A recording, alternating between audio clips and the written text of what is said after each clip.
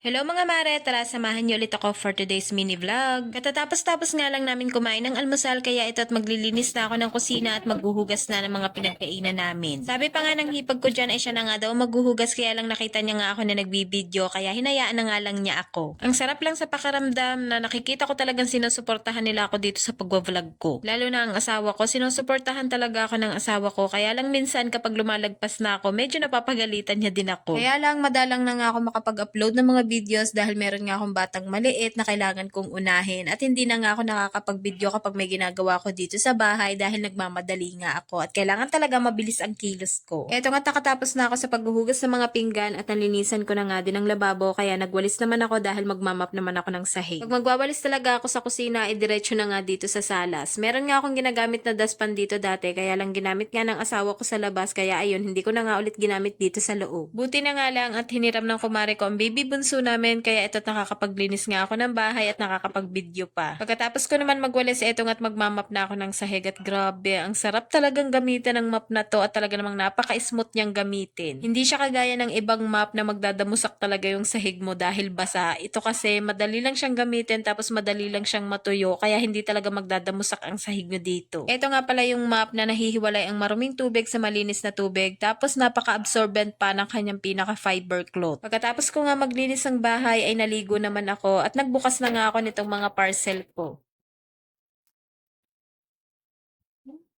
Matagal ko nang gustong bumili ng bottle condiments na to dahil yung luma ko nga condiments ay medyo naglilik na nga siya. Kaya gustong gusto ko na talagang palitan at eto nga yung nagustuhan ko dahil mas maganda na nga to. Nagustuhan ko nga din dito ay automatic na nga yung takip niya kapag magsasalin ka kusa na magbubukas at kusa na nga din magsasara pagkatapos mong gamitin. Eto nga cabinet na to ay pinagawa ng asawa ko para nga paglagyan ko ng mga sapatos kaya lang nangihinayang nga akong paglagyan ng mga sapatos kaya nag-order nga ako ng panibagong shoe rack. Plastic nga pala itong pinaka-frame tapos stainless naman tong mga pipe. At napakadali nga lang nitong i-assemble kahit nga hindi na natin tingnan itong manual ay maa-assemble na nga natin. I-insert lang natin tong mga steel pipe dito sa parang hole at kapag okay na ilalagay na natin tong isang frame. At ayun okay na, pwede na natin ilagay sa gitna yung mga iba pang steel pipe para pwede na natin pagpatungan ng mga sapatos. At ayun okay na, ganun lang siya kasimple i-assemble pero meron ka ng ganitong napakagandang shoe rack. Grabe, ang aesthetic. Medyo makapal din yung mga steel pipe niya kaya for sure natatagal talaga to. Napaka-sturdy din niya at hindi siya basta-basta matutumba. Pwedeng-pwede niyo itong paglagyan ng mga sapatos na araw-araw niyo sinusuot, mga tsinelas. Kung nagbo-boarding house kayo, bagay na bagay din to sa inyo. At kung bet nyo nga din yan, ilalagay ko na lang ang link sa may yellow basket o kaya sa may comment section. Sinubukan ko ngang ilagay ang aking baby bunso dito sa kanyang stroller dahil 5 months na nga yan, baka mamaya pwedeng-pwede na siyang umupo at baka kaya na niyang umupo. Tuwang-tuwa nga ako nang ilagay ko siya dyan dahil akala ko talaga kayang-kaya na niyang umupo at sabi ko nga kapag gagala kami hindi na ako mahihirapan sa pagkakarga sa kanya. Kaya lang ayan nga tumabing nga ang kanyang ulo at hindi na nga niya maibango. Hindi ko nga muna pipilitin at mag-aantay na nga lang ako hanggang sa kaya na niyang umupo.